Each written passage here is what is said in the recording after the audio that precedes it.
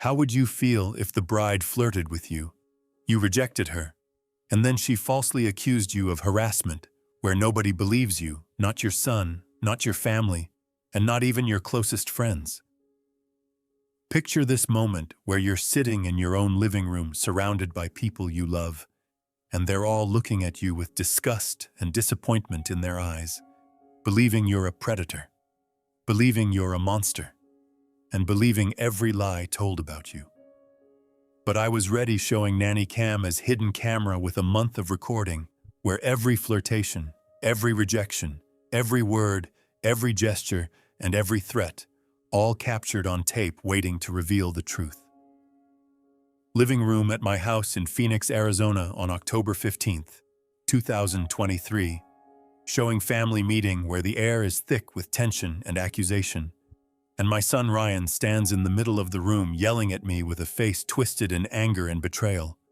"Dad, how could you do that to Melissa? She's your daughter-in-law. She's part of our family. I trusted you." Melissa sits in the corner with fake crying, where tears stream down her carefully made-up face and her shoulders shake with manufactured sobs while she wipes her eyes with tissue. "He came up to me when I was alone saying, 'You're so beautiful, and Ryan doesn't appreciate you.' Then he tried to touch me where his hands reached for my face and my waist, and I got so scared that I couldn't sleep for days." Complete lies where every single word is a calculated fabrication designed to destroy me. But everyone believes her because she looks like the perfect victim with her trembling voice and tear-stained cheeks. The room is filled with angry voices where my sister Linda points her finger at me shouting, "How could you betray your own son like this?" And Melissa's mother holds her daughter protectively saying, "My poor baby has been traumatized by this old pervert." And even Ryan's friends who came to support him shake their heads in disgust. I sit calmly in my chair, where my hands rest on my knees, and my breathing is steady because I have the trump card showing laptop open on the coffee table, with video ready and a month's worth of recordings that will shatter every lie Melissa has told. "Ryan, please sit down. Everyone sit down because I'm going to show you something very important, something that will change everything you think you know." "Dad, you can't talk your way out of this." "Sit down, Ryan!" I yelled for the first time in months, where my voice cuts through the chaos like a knife. "Sit down right now and watch because you need to see Melissa's true face, the face she's been hiding from all of you for weeks."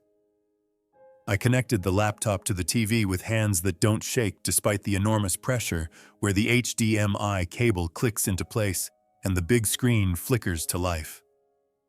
The video started where the living room suddenly goes quiet, as everyone stares at the screen, and there she is, showing Melissa in my house approaching me with a sultry smile and swaying hips while flirting.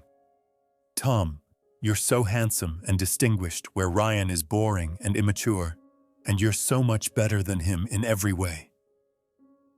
Ryan froze where all the color drains from his face and he goes white as a sheet. What is this? What am I watching? Nanny Cam Ryan showing hidden camera that I installed in my house a month ago when I sensed something was wrong. And every single one of Melissa's visits is recorded, showing every flirting attempt, every inappropriate touch, every rejection I gave her, every word spoken, and every threat made. Everything is recorded in crystal clear, high-definition video with audio. Melissa screamed where her fake crying stops instantly and her face transforms into pure panic. "No, that's not real. It's edited. It's fake. He manipulated the video." "Fake, Melissa? Then why is there a date stamp, a time stamp, your voice, your face, and everything else proving this is completely authentic?" This is me showing Tom Crawford at 67 years old in Phoenix, Arizona, as retired electrical engineer and widower, where my wife Margaret died 3 years ago from cancer that ravaged her body. And this story is how my daughter-in-law flirted with me relentlessly, then falsely accused me of harassment when I rejected her advances, and how I exposed her with the nanny cam where I showed the video to my shocked family. Ryan filed for divorce immediately, and Melissa lost absolutely everything. If family dramas and justice being served interest you, please subscribe to the channel because every single day I share incredible stories from real life that are brave, shocking, and deeply satisfying, where evil is exposed and truth prevails. 3 years ago, in November 2020, my beloved wife, Margaret, died from pancreatic cancer, where she fought bravely for 6 months with chemotherapy and radiation. But the disease was too aggressive, and she slipped away from me on a cold winter morning while I held her hand. I was 64 years old and suddenly completely alone in a house that had been filled with Margaret's laughter and warmth for 40 years, where every room held memories of our life together, and every corner reminded me of what I had lost. My son Ryan is 40 years old, with his own life and his own family, married 2 years to Melissa, who seemed like a sweet and caring woman during the wedding, where she cried during the vows and held Ryan's hand tenderly. The first months after Margaret's death were absolute hell, showing loneliness that pressed down on me like a physical weight, silence that echoed through empty rooms, and grief that woke me up at 3 a.m. with tears streaming down my face. The house felt too big and too empty, where I would sometimes cook dinner for 2 out of habit before remembering Margaret was gone. And I would find myself talking to her picture on the mantelpiece, asking for advice about ordinary things. Ryan called every week, where he genuinely cared about me and worried about my mental health. And Melissa seemed kind too, with normal behavior, where she would ask, "How are you doing, Tom?" And, "Do you need anything?" with what appeared to be sincere concern in her eyes.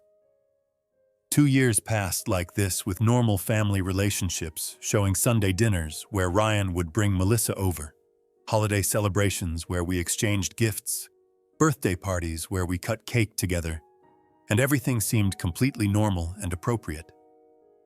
During this time, I started to heal slowly, where the sharp pain of grief became a dull ache.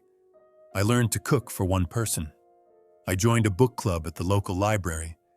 I started exercising again, and I began to think that maybe life could still have meaning even without Margaret. I never thought about dating or remarrying because Margaret had been my soulmate for 40 years, and the idea of being with anyone else felt like a betrayal of her memory, where I still wore my wedding ring and kept her clothes in the closet.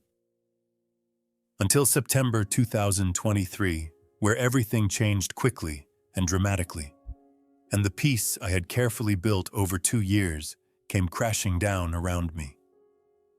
Early September brought Labor Day weekend, where Ryan and Melissa came to visit for a dinner party that I had prepared carefully, and I made the meal using Margaret's old recipes from her handwritten cookbook, showing pot roast with vegetables, garlic mashed potatoes, fresh bread, and apple pie for dessert. We sat around the dining table, where the conversation flowed easily about Ryan's work as an accountant, Melissa's job at a marketing firm, and my retirement activities, including the book club and morning walks in the park. Melissa looked at the food appreciatively and said, "Tom, you're an amazing cook where everything looks and smells delicious. Ryan never cooks anything, and you can do everything so well, and I wish Ryan was more like you in the kitchen." A normal compliment on the surface, but something felt off, where the tone was different, showing a flirtatious edge that made my skin prickle, and her hand touched my arm lightly but deliberately, where her fingers lingered just a moment too long, while her eyes locked onto mine with an intensity that felt inappropriate. Ryan didn't notice anything unusual, where he was distracted by his work phone that kept buzzing with messages and emails, and he scrolled through them while eating without paying attention to his wife or the conversation. Melissa looked at me across the table, where something strange flickered in her eyes that I couldn't quite identify. Something calculating and predatory that made me deeply uncomfortable, even though I couldn't explain exactly why. I felt uneasy that night after they left, where I cleaned up the dishes and thought about that moment. But I told myself I'm imagining things, showing paranoia from old age, misinterpretation from loneliness, and projection from being isolated for too long without regular social contact. But deep down in my gut, where instinct lives, something whispered that I wasn't imagining anything, that what I saw was real, and that trouble was coming my way. A week later, on September 12th, on a Tuesday afternoon, Melissa came to my house alone, where she rang the doorbell at 2 in the afternoon when she knew Ryan would be at work. I opened the door, surprised to see her standing there alone, wearing a tight-fitting dress that seemed inappropriate for a casual afternoon visit. "Melissa, what are you doing here? Is everything okay?" "Ryan's in an important meeting that will last all afternoon, and I wanted to visit you, Tom, because you shouldn't be alone all the time, and I was worried about you sitting in this big empty house with no company." "Melissa, I'm fine where I'm used to being alone now, and I have my routines and activities that keep me busy and engaged. But getting used to it is wrong, Tom, where you're still a vibrant man who still looks young and attractive for your age. You're handsome with your silver hair and strong build, and you shouldn't waste away in this house by yourself when you have so much life left to live." The word handsome hung in the air like a warning bell, where alarm bells started ringing in my head, because why would my daughter-in-law call me handsome in that particular tone of voice that suggested something more than innocent observation? I made coffee to be polite because that's what Margaret would have done, and I tried to ignore the growing uneasiness in my stomach while Melissa followed me into the kitchen. As I stood at the counter preparing the coffee maker where I measured grounds and poured water, Melissa came up behind me far too close where I could feel her body heat and smell her perfume that was heavy and sweet. She stood so close that I could feel her breath on my neck. "Tom, you look so strong and fit, showing you're 67 years old, but you have the body of a man 20 years younger, and Ryan never exercises or takes care of himself like you do, and I find that so attractive in a man who takes pride in his appearance." The way she said "attractive" made my blood run cold, where there was no mistaking the implication, and her hand reached out to touch my shoulder, where her fingers squeezed gently in a gesture that was clearly intimate rather than friendly.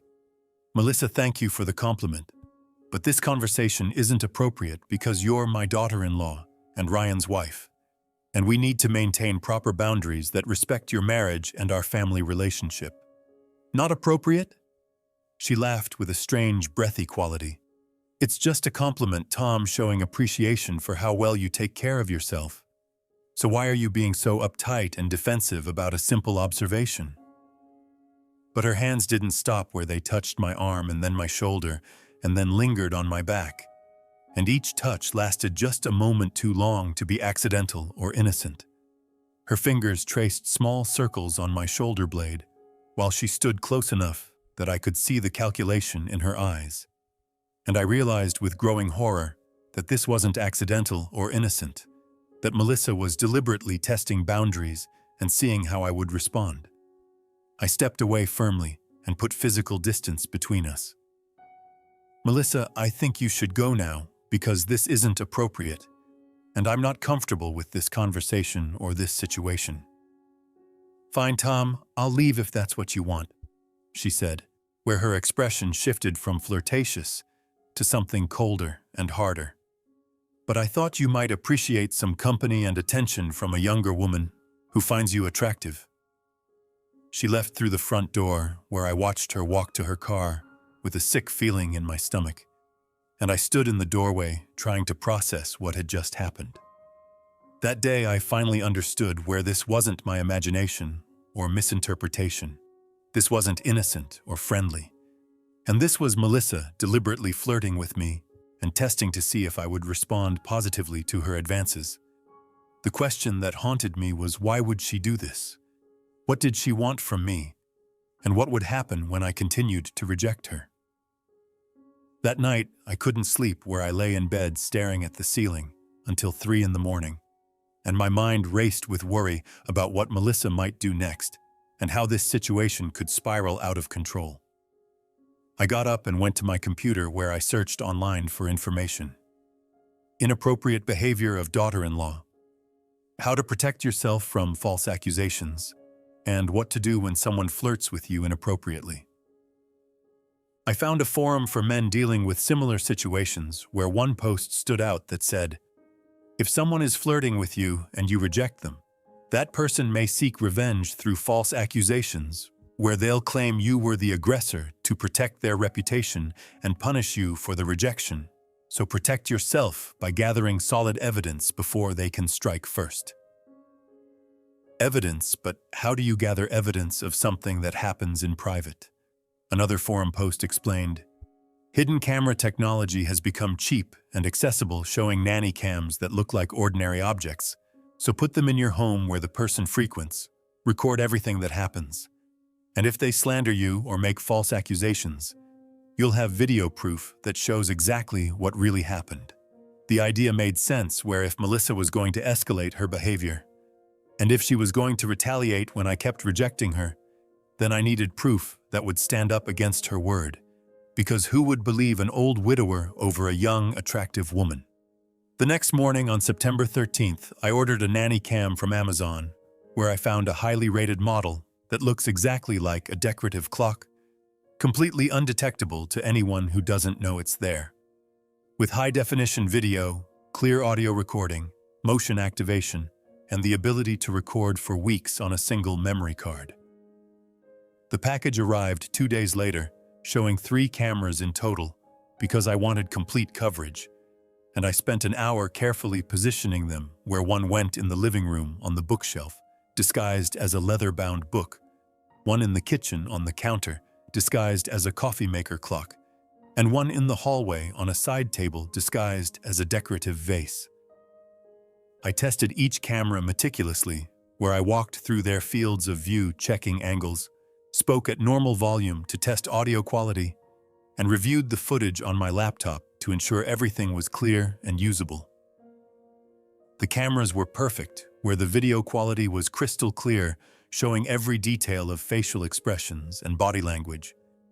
The audio picked up every word, even whispered conversations, and the motion activation meant I wouldn't waste storage space on empty rooms. Why did I rush to install these cameras so quickly? Because Melissa's visits were getting more frequent, where she was coming every other day now without warning, and she was always coming alone when Ryan was at work.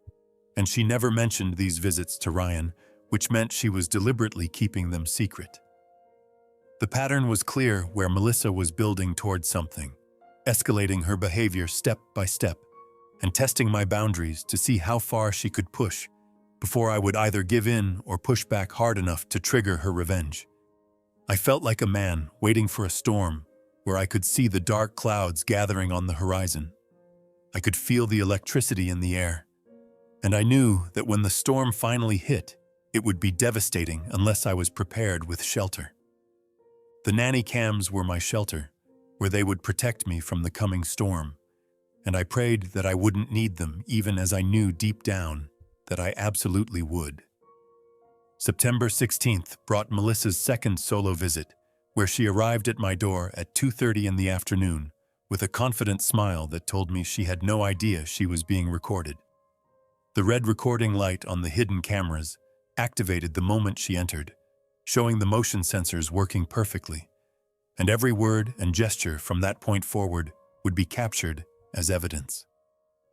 "Tom, I'm so glad you're home because I've been thinking about you a lot since my last visit," she said, while walking into my living room without waiting for an invitation.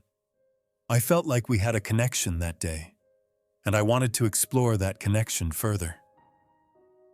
My heart sank because this was exactly what I feared, where Melissa wasn't backing off or respecting boundaries, but instead, she was doubling down and becoming bolder with her inappropriate advances. "Melissa, would you like some coffee?" I asked, while trying to keep things normal and civil, because I needed her to speak freely and reveal her true intentions on camera without realizing she was being recorded. "That would be lovely, Tom," she said, while settling onto my couch and crossing her legs in a deliberately provocative way. "You're always so thoughtful and attentive, which is more than I can say for Ryan, who barely notices I exist anymore." I prepared coffee in the kitchen, where the hidden camera there captured my uncomfortable expression and tense body language, and I brought the tray back to the living room, where Melissa waited with an expression that made my skin crawl. As I set down the tray, she moved closer on the couch. Tom, you live alone in this big, beautiful house where it must be so hard without Margaret. And I imagine you must feel lonely sometimes when the house is empty and quiet. And you probably miss having someone's warmth and touch and companionship. The way she emphasized touch was unmistakable, where there was no innocent interpretation possible. And I could see the calculation in her eyes as she waited for my response. I'm used to it now, Melissa, where it's been 3 years since Margaret passed, and I've learned to find peace in solitude and comfort in my memories. But is getting used to it really enough, Tom? She pressed while leaning even closer.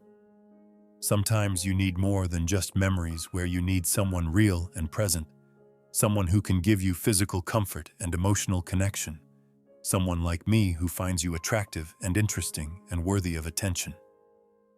Her hand reached out deliberately, where she placed it on my arm, with fingers that squeezed gently, and the camera captured every detail, showing her thumb rubbing small circles on my forearm in a gesture that was clearly intimate.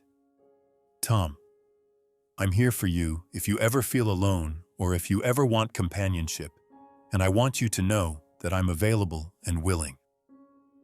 I pulled away firmly and stood up. Melissa, stop this right now. You're Ryan's wife. This conversation and this behavior is completely wrong and inappropriate, and you need to respect your marriage vows and our family relationship. Her expression shifted where the flirtatious mask slipped for just a moment, and I saw something cold and calculating underneath. Wrong, Tom? I'm just trying to help and offer comfort to my lonely father-in-law, who clearly needs someone to care about him. I don't want or need that kind of help from you, Melissa. So please go home now, and please don't come back here alone again. She stood slowly where her face had gone cold and hard. Fine, Tom, if that's how you want it. And she walked to the door with stiff, angry movements before turning back. But you're making a mistake by rejecting me, and you might regret this decision. The threat was subtle but unmistakable, and the camera captured everything, showing her words, her tone, her facial expression, and the clear implication that there would be consequences for my rejection. 3 days later, on September 19th, Melissa returned, where she was even more aggressive and direct with her approach, and she arrived at my door at 3 in the afternoon, wearing makeup that seemed too heavy for a casual visit, and perfume so strong I could smell it from 5 feet away. Tom, we need to talk because I think there's something between us that we're both feeling, she announced while walking past me into the house. I can see it in your eyes when you look at me, and I know you're attracted to me even if you won't admit it. Melissa, there's nothing between us except a family relationship through your marriage to Ryan, I said firmly, while the cameras recorded every word. And I don't know what you're imagining, but you're completely wrong about any attraction. She ignored me and sat on my couch, where she patted the cushion next to her. Come sit with me, Tom, so we can talk honestly about this situation, because I think we're both adults who can acknowledge what's happening here. I remained standing near the doorway. The only thing happening here, Melissa, is that you're behaving inappropriately toward your father-in-law, and this needs to stop immediately before it damages your marriage and our family. Her expression darkened. My marriage, Tom? Let me tell you about my marriage, where Ryan and I aren't doing well at all, where he doesn't understand me or appreciate me or give me the attention I deserve, where he's always at work or on his phone or too tired to even talk to me, and where I feel invisible and unimportant in my own home. The cameras captured her emotional outburst perfectly, showing both her words and her dramatic gestures, and I stayed silent, knowing that she would reveal more if I let her talk. But you, Tom, you're different from Ryan, showing you're mature and experienced and attentive. You actually listen when someone talks. You care about people's feelings, and you know how to make a woman feel valued and important, she continued, while standing and moving closer. Sometimes I think I made a terrible mistake marrying Ryan, and I wonder what my life would be like if I had married someone more like you instead. I was shocked by her brazenness. What are you saying, Melissa? You're talking about regretting your marriage to my son. Yes, Tom. That's exactly what I'm saying, she declared, while stepping into my personal space. You're a better man than Ryan in every way, where Ryan is boring and immature and selfish. But you're interesting and sophisticated and caring, and you're here in this house being lonely and neglected when you deserve so much more. Melissa, you need to leave right now because this conversation is completely inappropriate, I said firmly while backing away. Why, Tom? Why do we have to pretend there's nothing between us? She pressed while following me. You're lonely after losing Margaret. I'm lonely in my dead marriage. So why don't we comfort each other and give each other what we both need? The suggestion was explicit and unmistakable where there was no room for misinterpretation. And the camera captured her proposition with perfect clarity, showing her moving closer with her hand reaching toward me. Melissa, get out! Get out of my house right now! I shouted while pointing at the door. This is absolutely wrong and I won't tolerate it anymore, so leave immediately and don't come back. She stopped where her face transformed from pleading to cold fury. Fine, Tom, if that's how you want to play this, she hissed while walking to the door. But don't forget that I was here. I made you an offer, and you rejected me and humiliated me, so remember that when things get difficult. The threat was clearer this time, showing anger in her eyes and venom in her voice, and I knew that she was planning some kind of revenge for my rejection. The cameras captured everything, showing I married the wrong man. You're better than Ryan. Let's comfort each other. And most importantly, the veiled threat at the end. September 22 arrived 3 days later, bringing Melissa's final and most audacious attempt, where she showed up at my door at 6:15 in the evening, dressed in a way that left no doubt about her intentions. She wore a tight red dress that showed too much skin, high heels that clicked on my doorway, heavy makeup that made her look older, but also more sultry, and perfume so overpowering it made me sneeze. Tom, Ryan will be working late tonight until at least 10 o'clock, and I thought that maybe you and I could spend some special quality time together here in private, where nobody would know or judge us, she said, while walking in uninvited and closing the door behind her. We could finally stop pretending and act on what we both feel. The cameras captured her entrance perfectly, showing her provocative dress, her confident stride, and her explicit proposition, all recorded in high definition with crystal clear audio. Melissa, no, absolutely not where you're leaving right now, I said while opening the door again.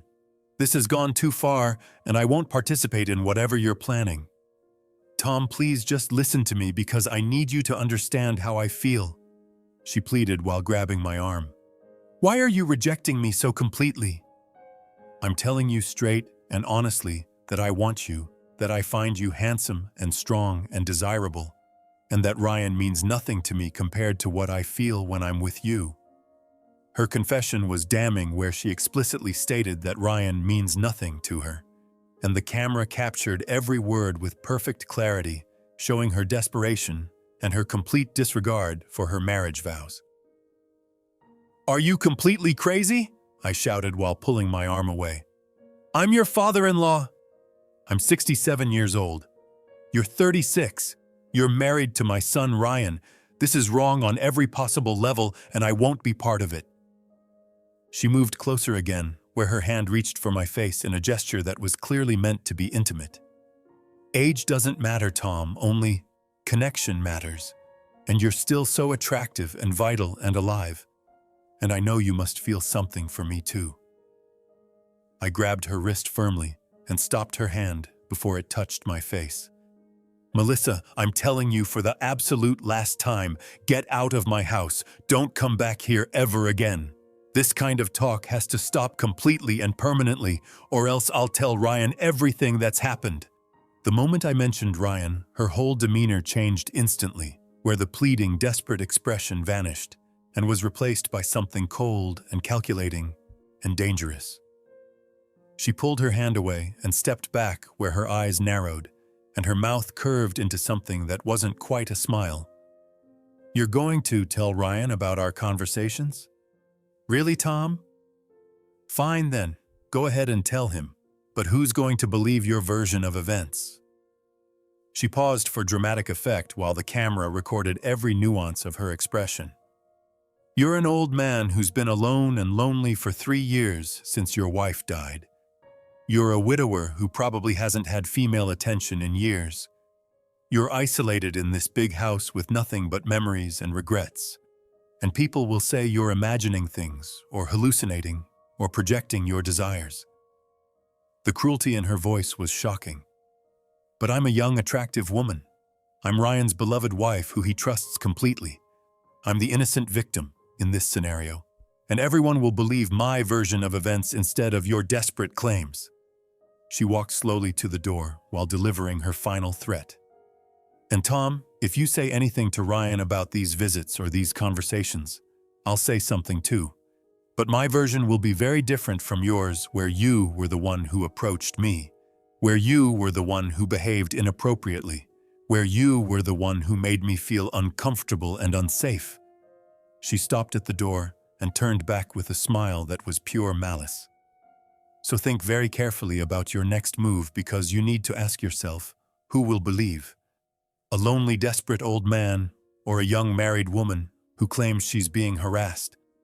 The answer is obvious. Tom, so keep your mouth shut or face the consequences. The door slammed behind her where the sound echoed through my empty house, and I stood frozen in the hallway with my heart pounding so hard I thought it might explode. She had just threatened me explicitly with false accusations, where she laid out her entire plan to claim I harassed her if I dared to tell Ryan the truth. And she was confident that everyone would believe her over me because of age and gender and social expectations. But what Melissa didn't know, what she couldn't possibly imagine, was that every single word of her threat had been captured by hidden cameras showing the nanny cam recorded, "Who will believe you? My version. You approached me." And "Keep your mouth shut or face the consequences," all preserved in digital video that couldn't be denied or explained away. I went immediately to my computer, where my hands shook as I transferred the files and reviewed the footage, and I watched all 4 visits documenting Melissa's escalating behavior, from subtle flirtation to explicit propositions to direct threats. That night, I worked until 3 in the morning, where I created a 15-minute compilation video showing the most important scenes, the clearest examples of inappropriate behavior, the most explicit propositions, and most importantly, the final threat where Melissa revealed her plan to make false accusations. Each clip was labeled with date and timestamps showing September 16th, first visit, September 19th, second visit, September 22nd, final visit and threat, and all footage was backed up in 3 locations, including external hard drive, cloud storage, and USB drive that I kept in my pocket. "This is my defense and my protection," I whispered to Margaret's photo on my desk. "If Melissa carries through with her threat and makes false accusations, I'll have video proof that shows exactly what really happened and who was actually telling the truth." But even with all this evidence safely stored, I couldn't shake the feeling of dread that settled in my stomach like a stone, because I knew with absolute certainty that Melissa's revenge was coming soon, and when it arrived it would be devastating and brutal and designed to destroy my reputation completely.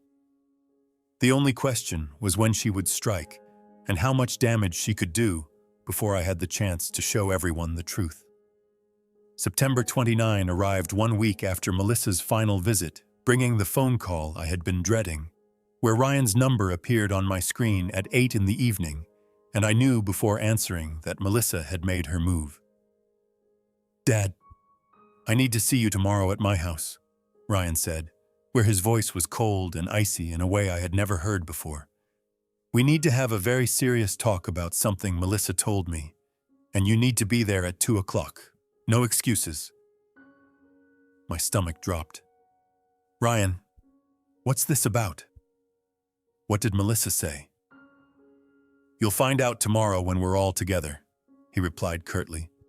Melissa will be there, obviously, and her family is coming too, and Linda will be there, so everyone can hear what needs to be said. Her family and my sister? My heart sank even further because Melissa had clearly orchestrated a full confrontation designed for maximum humiliation. "Ryan, please tell me what's going on so I can—" "Tomorrow at 2, Dad," he interrupted coldly. "Don't be late." The line went dead where the click of disconnection felt like a door slamming shut, and I sat holding my phone while my mind raced with the certainty that Melissa had slandered me exactly as she threatened.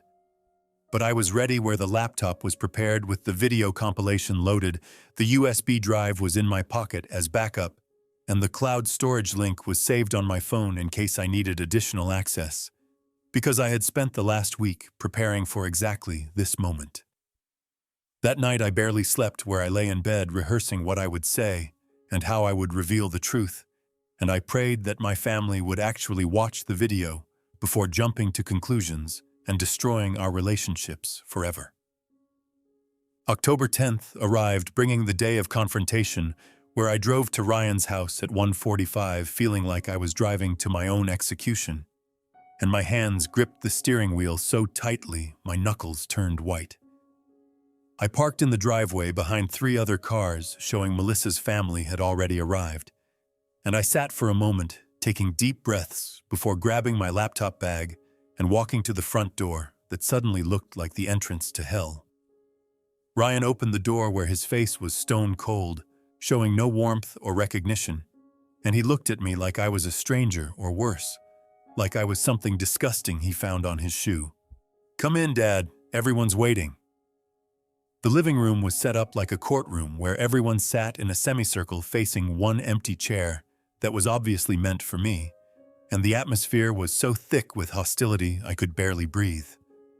Melissa sat in the corner dressed in simple clothes with no makeup, where she looked pale and fragile and victimized, and she had a tissue clutched in her hand that she used to dab at her eyes that were already red from crying.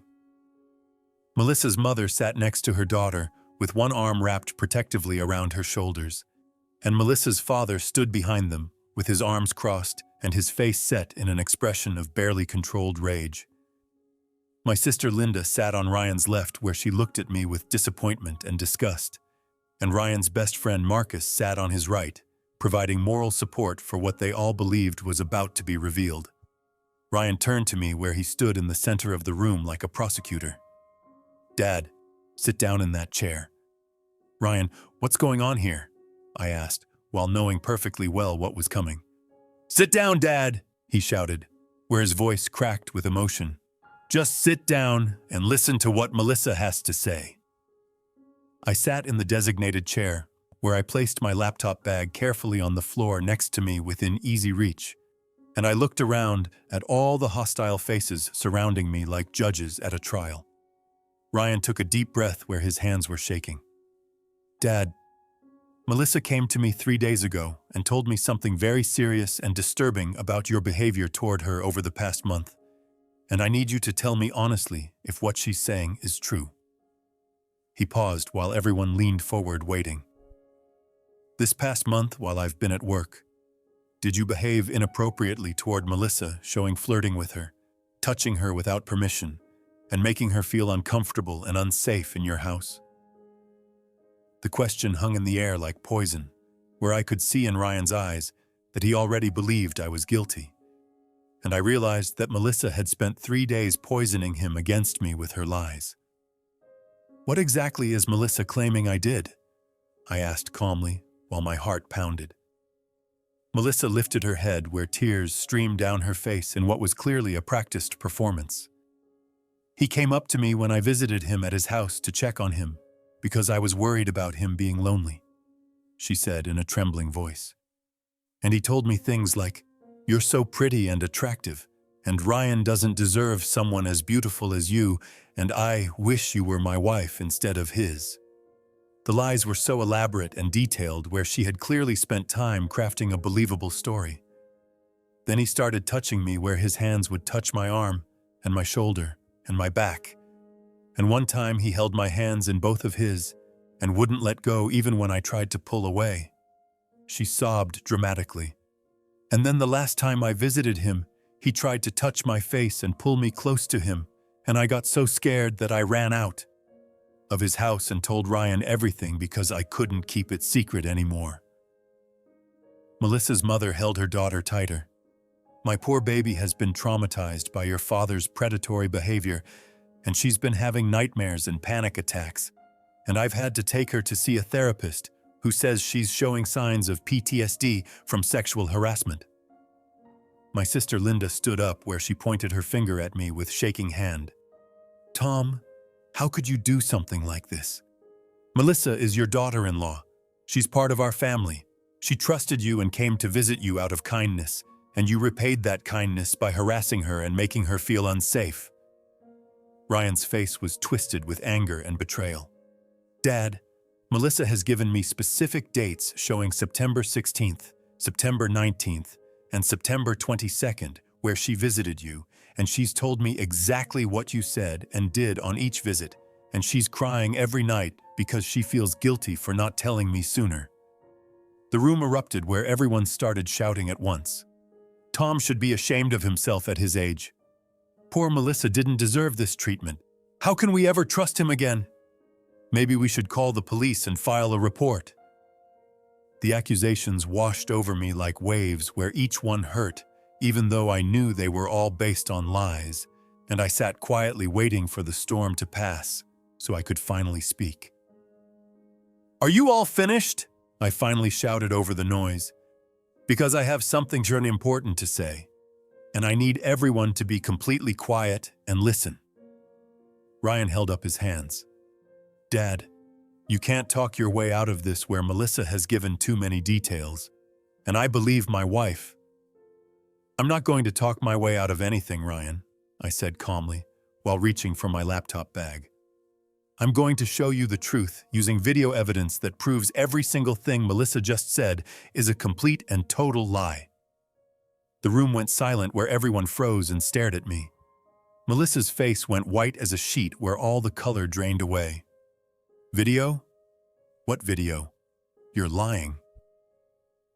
Am I lying, Melissa? I asked, while pulling out my laptop and setting it on the coffee table. Then explain why I have hidden security cameras in my house that recorded every single one of your visits, showing every word you said, every move you made, and most importantly, every time I rejected your advances and told you to leave. Ryan stared at the laptop. Dad, what are you talking about? What cameras? Nanny cams Ryan showing hidden cameras disguised as ordinary objects that I installed in my house 4 weeks ago after Melissa's first inappropriate visit. I explained while opening the laptop and pulling up the video file. I installed them because I could see that Melissa was escalating her behavior, and I knew she would eventually make false accusations when I kept rejecting her. So I protected myself with video evidence. Melissa jumped to her feet. He's making this up. There's no video. He's trying to manipulate everyone. Then you won't mind if we all watch it together, right, Melissa?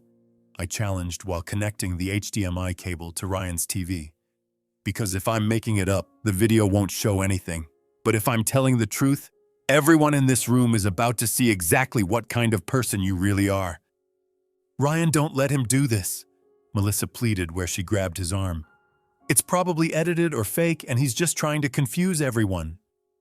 But Ryan pulled his arm away and stared at the TV screen.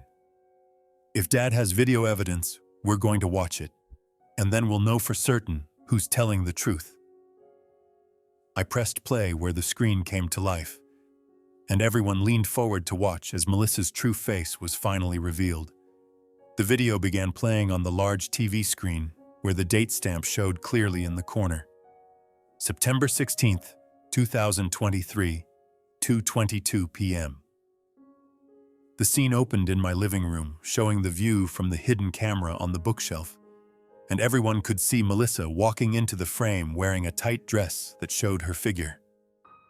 Melissa on screen looked around the empty room where she walked to the mirror on the wall and checked her appearance carefully, and she fixed her hair with her fingers, adjusted her dress to show more cleavage, applied fresh lipstick, and practiced a sultry smile like an actress preparing for a performance.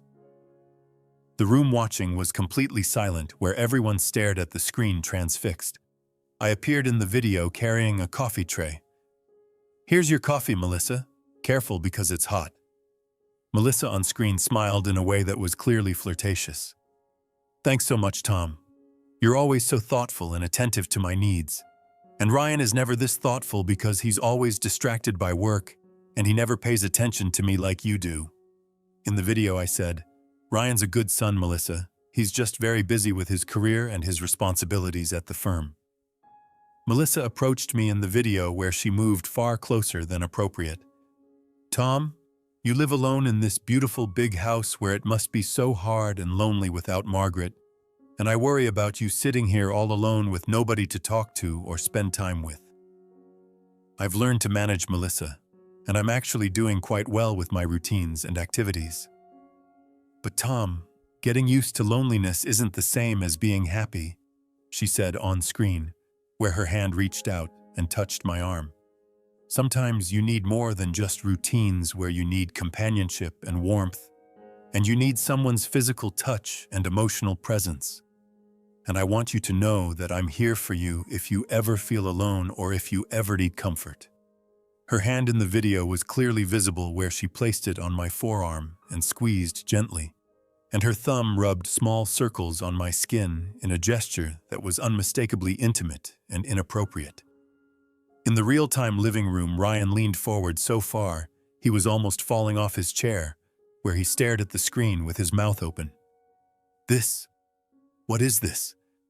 Melissa, why are you touching Dad like that?" "Ryan, it's not what it looks like," Melissa protested, where panic filled her voice. "The video is taken out of context, and I was just being friendly and supportive." "Quiet," Linda snapped. "Let's watch the whole thing before anyone says anything." In the video, I pulled my arm away from Melissa's touch. "Melissa, stop this right now. You're Ryan's wife and my daughter-in-law. This kind of touching and this conversation is wrong and inappropriate, and you need to respect the boundaries of our family relationship." Melissa's expression in the video changed, where the flirtatious mask slipped briefly and something cold showed through. "Wrong, Tom? I'm just trying to be kind and offer comfort to my lonely father-in-law. So why are you being so defensive and uptight about innocent physical affection? I don't want or need that kind of comfort from you. So please go home now." She stood in the video where her face had hardened. "Fine, Tom, if that's what you want." And she walked to the door before turning back. "But I was just trying to help you, and you're making a mistake by pushing me away." The first scene ended where the screen went black for a moment, and the room erupted with shocked voices. "Did you see how she touched him? She said companionship and warmth like she was propositioning him. And she checked her appearance in the mirror before he came in. This doesn't look innocent at all." Ryan turned to Melissa, where his face was pale. "Melissa, you told me Dad touched you inappropriately, but that video shows you touching him, and he pulled away and told you to stop. Ryan, please, you have to believe me, where that's just one video from one day, and it doesn't show the full context," Melissa pleaded desperately. "There's more," I said calmly. "That was just the first visit, showing the beginning of Melissa's pattern of escalating inappropriate behavior. So let's watch. Visit number 2. The second scene began where the date stamp showed September 19th, 2023, 15:47.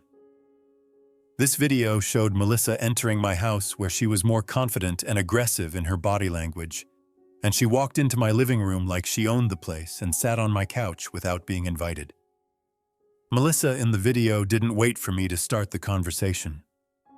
"Tom, I need to talk to you about something important, and I need you to really listen to what I'm saying, because this affects both of us." I appeared in the frame. "What do you need to talk about, Melissa?" "My marriage, Tom.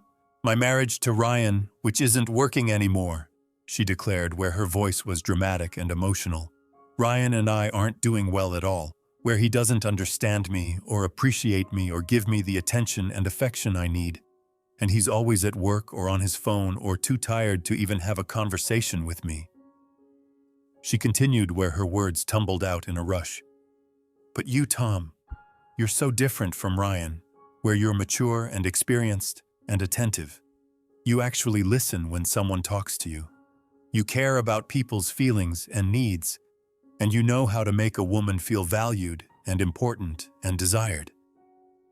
In the video, I looked shocked. "Melissa, these are marriage problems that you need to work out with Ryan through communication or counseling, not by complaining about him to his father." "But that's just it, Tom. I don't think counseling can fix what's wrong with my marriage," she said on screen where she stood and moved closer. "Because the problem isn't that Ryan and I need to communicate better. The problem is that I married the wrong person in the first place, and I wonder what my life would be like if I had chosen differently and married someone more like you instead of your immature son." The room exploded where everyone gasped and shouted. "She said she married the wrong person? She's talking about being with Dad instead of Ryan. This is absolutely insane." Ryan jumped to his feet where his face was red with anger and humiliation. "Melissa! You told me you loved me. You said our marriage was good. But in this video, you're telling my father that you married the wrong person." "Ryan, no, I didn't mean it like that," Melissa cried where real tears were streaming now because her lies were being exposed. "I was just upset that day because we had been fighting." "We didn't fight on September 19th, Ryan shouted where he pulled out his phone and checked his calendar. "That was the day I worked late on the Johnson account, and you texted me that evening saying you loved me and couldn't wait to see me." The video continued playing where everyone's attention returned to the screen. In the video, Melissa stepped very close to me where her body was almost touching mine. "Tom, you're a better man than Ryan in every single way where Ryan is boring and immature and selfish. But you're interesting and sophisticated and caring, and you're sitting in this house being lonely and neglected when you deserve so much more than that. Melissa, you need to leave my house right now because this conversation is completely inappropriate," I said in the video. "Why, Tom? Why do we have to pretend there's nothing between us when we both feel this connection?" She pressed where her hand reached toward my chest. "You're lonely after losing Margaret, and I'm lonely in my dead marriage to your son, so why don't we comfort each other and give each other what we both desperately need?" The proposition was explicit and unmistakable, where there was absolutely no way to misinterpret what Melissa was suggesting, and the camera captured her moving even closer with her hand almost touching my face. In the video, I stepped back firmly. "Melissa, get out! Get out of my house right now. This is absolutely wrong and I won't tolerate this behavior anymore, so leave immediately and don't come back." Melissa stopped in the video where her expression transformed from pleading to cold fury in an instant. "Fine, Tom, if that's how you want to play this game," she said where her voice was icy. "But don't you forget that I was here. I made you an offer. I opened my heart to you, and you rejected me and humiliated me, so you remember that when things get difficult for you." The threat was clear and menacing, and the second video ended showing Melissa storming out of my house. The living room was in chaos where everyone was shouting over each other. "She just propositioned her father-in-law. She said let's comfort each other like they should have an affair." And that threat at the end was chilling. "Ryan is nothing to her, apparently." Ryan collapsed back into his chair where he looked like he had been punched in the stomach. "Melissa, you said Ryan is boring and immature. You said our marriage is dead. You said you married the wrong person?" Linda stood up and walked toward Melissa, where her face was filled with disgust. "You called my nephew boring. You said Tom should have married you instead. You propositioned your own father-in-law with 'let's comfort each other.' This is the most disgusting thing I've ever witnessed." Melissa's mother looked at her daughter with horror. "Honey, what were you thinking? Why would you say those things? Why would you behave like this?" "There's one more video," I said quietly. The third and final visit showing Melissa's most aggressive attempt, and most importantly, her explicit threat to make false accusations when I refused her advances. Everyone fell silent again, where they turned back to the TV screen, and Melissa started crying harder because she knew what was coming. The third video began where the date stamp showed September 22nd, 2023, 6:15 p.m. The scene opened showing my hallway camera capturing Melissa's arrival, where she stood at my door wearing a tight red dress that was clearly meant to be seductive, high heels that made her legs look longer, dramatic makeup that emphasized her eyes and lips, and heavy perfume that was visible as a cloud around her. Ryan leaned forward with recognition.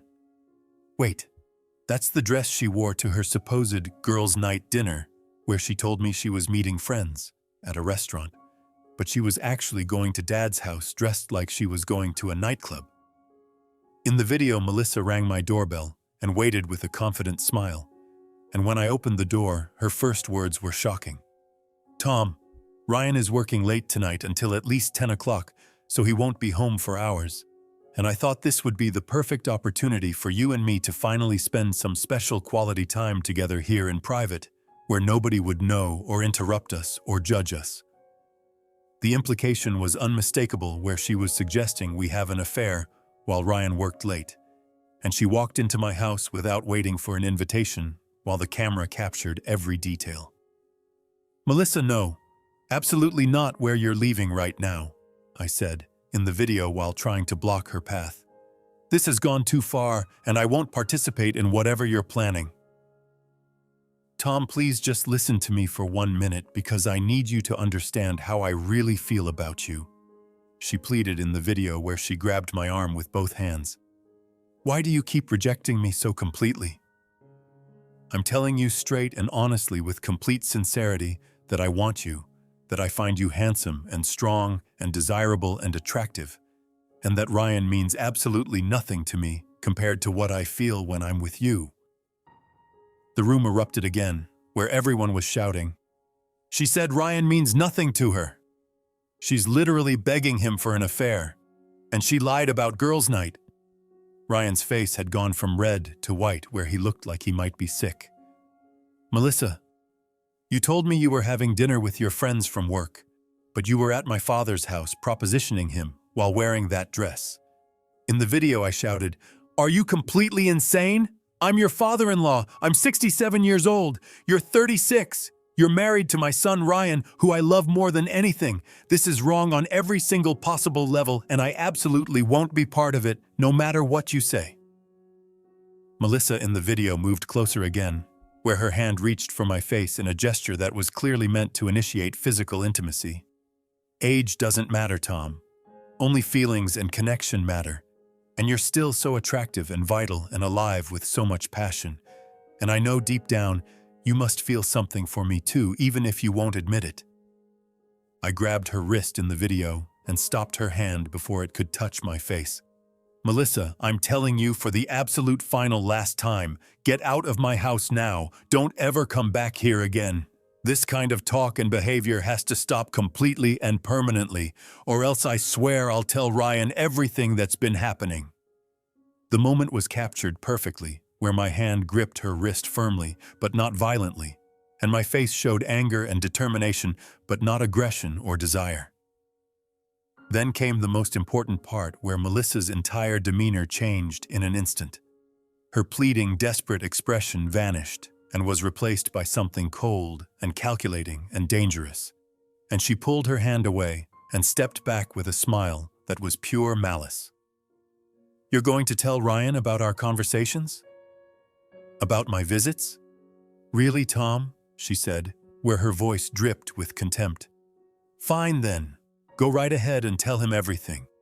But I want you to think very carefully about who's going to believe your version of events. She paused dramatically while the camera captured every nuance. You're an old man who's been completely alone and desperately lonely for 3 whole years since your wife died. You're a widower who probably hasn't had any female attention or physical intimacy in all that time. You're isolated in this big, empty house with nothing but memories and regrets and loneliness. And when you tell your story, people will say you're imagining things, or hallucinating, or projecting your desperate desires onto me. The cruelty in her voice was shocking, where every word was designed to wound. But I'm a young, attractive woman. I'm Ryan's beloved wife who he trusts completely and loves deeply. I'm the innocent victim in this entire scenario, and everyone will believe my version of these events instead of your desperate, pathetic claims from a lonely old man. She walked slowly toward the door while delivering her final devastating threat. And Tom, if you dare to say anything to Ryan about these visits or these conversations or what I've said to you, I'll say something too. But my version will be very, very different from yours, where I'll tell everyone that you were the one who approached me with inappropriate comments, where you were the one who behaved like a predator toward me, where you were the one who touched me without permission and made me feel uncomfortable and unsafe in your house. She stopped at the door and turned back with a smile that was absolutely chilling. So think very carefully about your next move, because you need to ask yourself a simple question.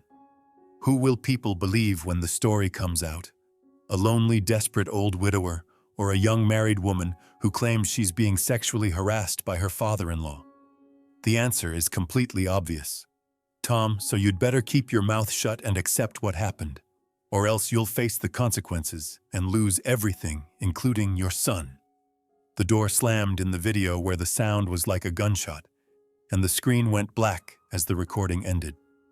The living room was completely and utterly silent, where nobody moved or spoke for what felt like an eternity. Then everyone exploded at once, where the shouting was deafening. She planned it all! She threatened to lie about him. She said my version like she knew it was false. This was all revenge for being rejected. Ryan slowly turned to look at Melissa, where his face showed pure betrayal and devastation. You planned this entire accusation a week ago. You said my version and who will believe. You knew exactly what you were going to do if Dad rejected you. You planned to destroy him with false accusations. Melissa was shaking, where her hands trembled and tears poured down her face. Ryan, no, I was just angry because he rejected me. I was hurt because he didn't want me. I wasn't thinking clearly because my emotions were overwhelming. Not thinking clearly? Ryan shouted, where he jumped to his feet. Melissa, you went to my father's house 4 times. You flirted with him every single time.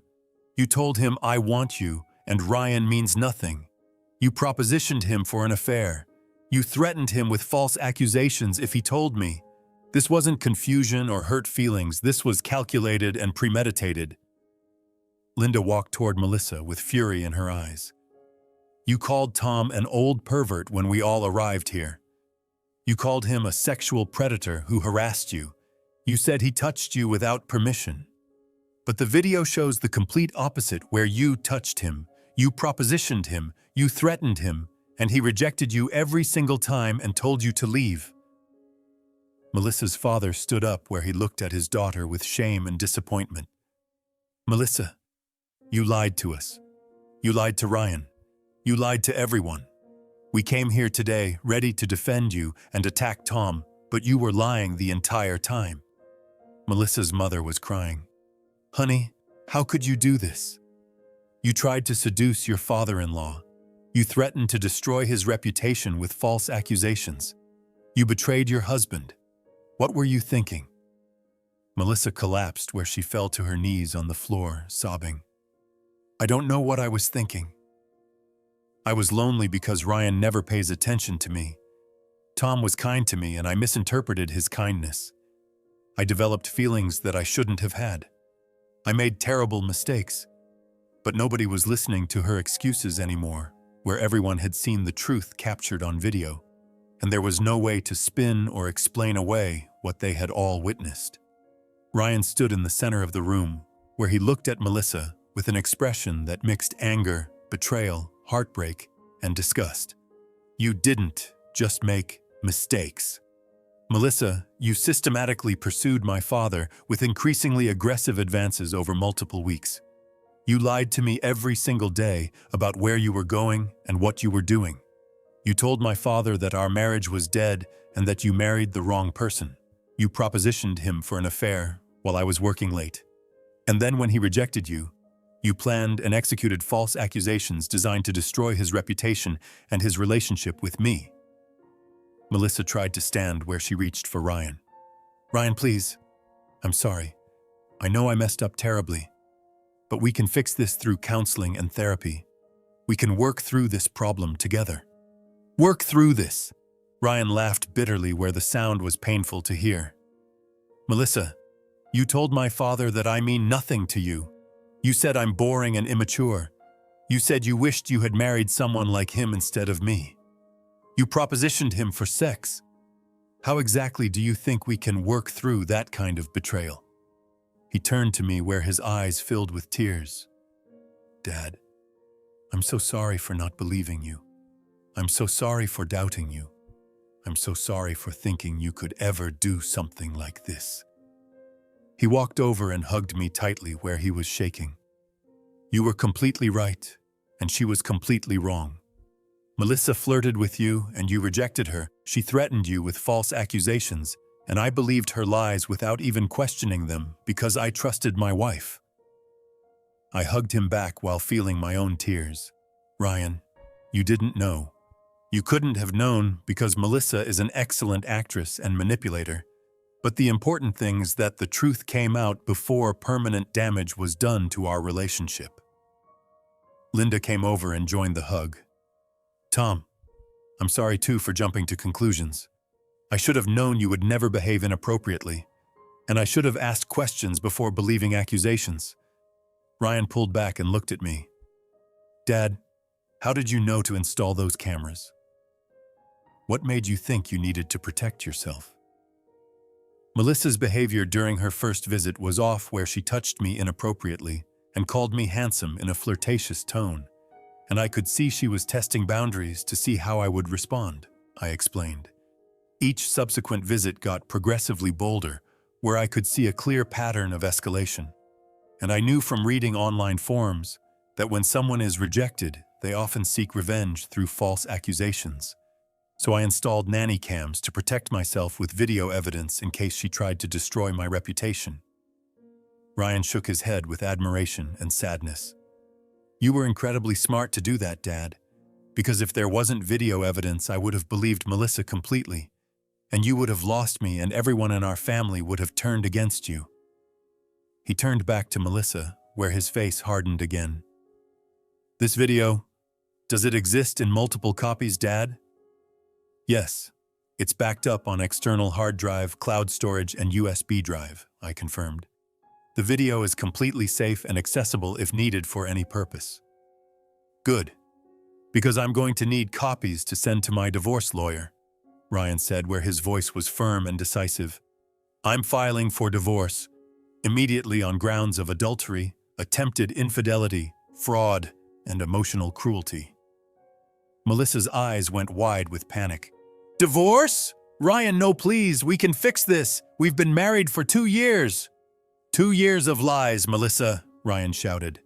2 years where apparently I was boring and immature and meant nothing to you. 2 years where you were planning to seduce my father. The woman I've been married to doesn't exist because the real you is the person in that video who flirts and manipulates and threatens. Linda asked, Ryan, do you have a prenuptial agreement? Yes, we have a prenup that clearly states in case of fault divorce due to infidelity or fraud, the guilty party receives nothing. Ryan confirmed. The house is in my name only. The car is in my name only. Our savings accounts are separate, and the prenup specifically protects me in exactly this kind of situation. Melissa screamed where desperation filled her voice. No! This isn't fair. I spent 2 years building our life together. I gave up opportunities for our marriage. This can't all end like this. Fair. Ryan laughed harshly. You call fairness into question after you called my father an abuser and a predator? After you tried to tear our family apart with malicious lies? After you tried to destroy an innocent man's reputation because he refused to have an affair with you? Nothing about what you did was fair, Melissa. Melissa's parents stood where they looked utterly defeated. "Melissa, pack your things and come home with us right now," her father said quietly. "This marriage is over, and you need to accept responsibility for what you've done." "But Daddy," Melissa started. "No excuses," her mother interrupted. "We saw the video, sweetheart. We heard every word, and there's no explaining away what you did. You lied to us, you lied to Ryan, you tried to seduce your father-in-law, and you planned to destroy Tom with false accusations. We raised you better than this." Ryan looked at me. "Dad, I want you to know that I'm going to make sure this video is presented as evidence in the divorce proceedings so the court sees exactly what kind of person Melissa really is and why this marriage is ending." "But Ryan," I hesitated, "are you sure you want this video to become part of legal record? Once it's filed with the court, it could become public." "I don't care who sees it," Ryan declared.